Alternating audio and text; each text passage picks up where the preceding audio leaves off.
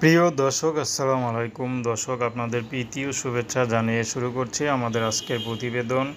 তো দর্শক, আজকে আমরা এক অসহায় মেয়ের গল্প তুলে ধরব, যার নাম হচ্ছে সালমা। সালমার পরিবারের বাবা মা কেউ নেই। সালমার শুধু নানি আছে, তারপরও নানির মাথার সমস্যা। তো সালমার জীবনে খুবই কষ্ট। সালমা যে ঘরে থাকে, এই ঘরে দেখতেছেন, এই ঘরটাই থাকে।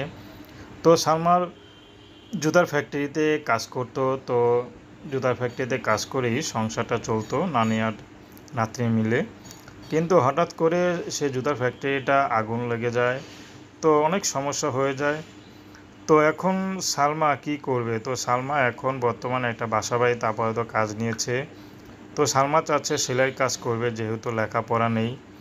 তো যদি এর মধ্যে যদি সালমাকে কেউ বিয়ে শাদী করতে চায়, তাহলে বিয়ে শাদী করবে। কারণ সালমার টাকার জন্য বিয়ে হচ্ছে না। সালমারও ইচ্ছা যে বিয়ে শাদী করার, কিন্তু যখনই কেউ আসে দেখতে অনেক টাকা যৌতুক চায়, আর যখন দেখে নানি ছাড়া কেউ নেই, তার বাবা মা কেউ নেই, এতিম, তখন অনেকে বিয়ে করতে চায় না, ভাবে হয়তো মেয়ের ভালো হয় না। তো অনেকেই চিন্তা ধারণা যে বাবা মা ছাড়া যারা বড় হয় তারা হয়তো মেয়েরা ভালো হয় না। তো সালমার একটি কথা, আমি এখনও কারোর সাথে প্রেম ভালোবাসা করিনি, উপরওয়ালা সাক্ষী। তো দর্শক, প্রেম ভালোবাসার সাহায্য সহযোগিতা বিয়ে শাদী করা একান্ত আপনাদের ব্যক্তিগত ব্যাপার। আসসালামু আলাইকুম রহমতুল্লাহি।